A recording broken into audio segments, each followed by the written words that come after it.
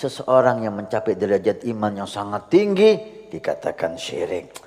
Ini orang nggak paham pengertian tasawuf, nggak paham sama sekali. Dia buta dan bodoh tentang makna tasawuf dan siapa itu sufi. Makanya jangan menilai sebelum memahami, jangan komentar sebelum tahu.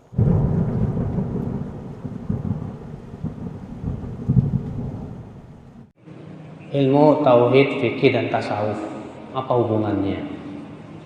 Tauhid dari kata wahada yuwahidu tauhidan, ja'alahu wahidan, itu menjadikannya satu.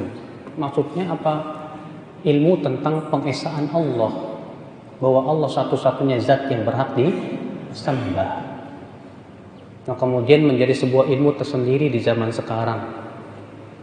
Iya, menjadi ilmu tentang mengenal Allah, hak-hak Allah, tentang makna la ilaha illallah Muhammadur Rasulullah.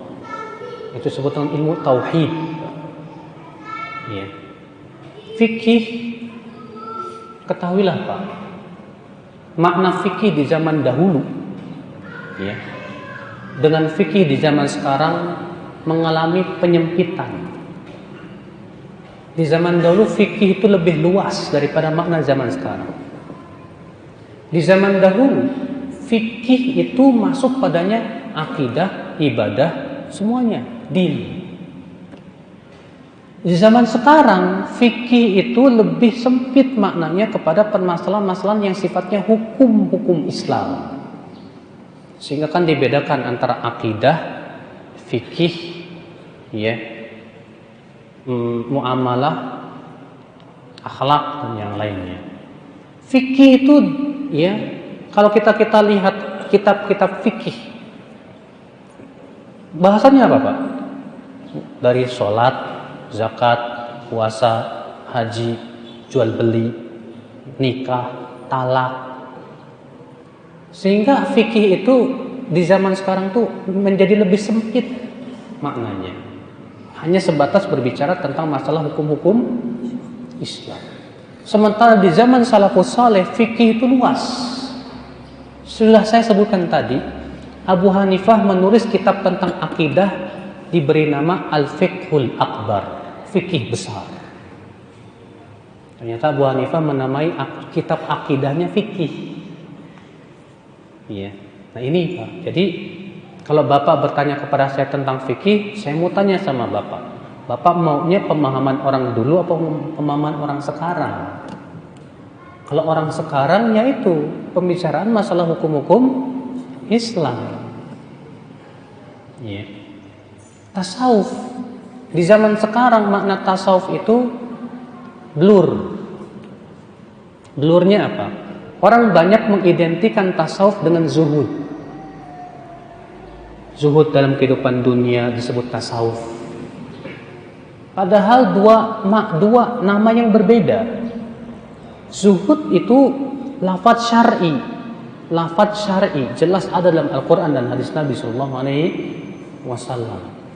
Tapi tasawuf itu sebuah lafaz yang muncul di akhir abad ketiga. Dari kata tasawuf, dari suf. Itu munculnya suatu kelompok yang mereka lebih mengutamakan memakai baju wol, suf. Suf itu artinya kain wol. Dan mereka punya keyakinan bahwa kain wol itu lebih utama daripada kain yang lain. Yang kemudian disebut oleh para ulama dengan tasawuf. Yang kemudian tasawuf itu tadinya Pak hanya berurusan masalah dalam kehidupan dunia. Jadi dia meninggalkan dunia.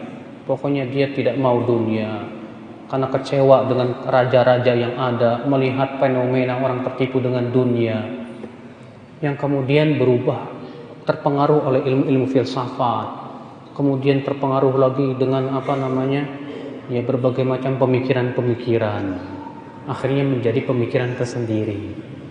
Yang kemudian tasawuf ini berpecah-pecah lagi menjadi tarikat-tarikat. Ada Naqsyabandiyah, ada Tijaniyah, ada banyak lagi Pak. Itu semua sama dalam koridor tasawuf. Kalau Bapak ingin baca tentang sejarah tasawuf secara lengkap, silahkan beli buku yang berjudul Sejarah Hitam Tasawuf yang ditulis oleh Dr. Fadl Ilahi Thohir.